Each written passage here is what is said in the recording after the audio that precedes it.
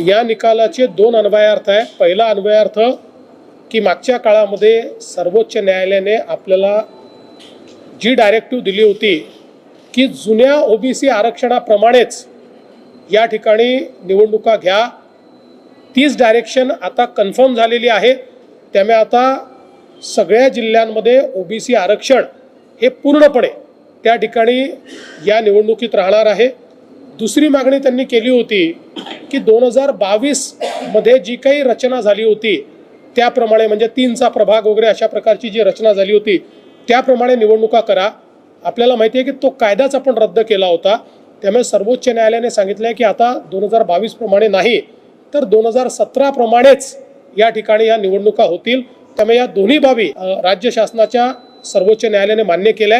आम्हाला अतिशय आनंद आहे की आता ओबीसी आरक्षणासहितच या निवडणुका होण्यावर पुन्हा एकदा सर्वोच्च न्यायालयाने शिक्कामोर्तब केलं।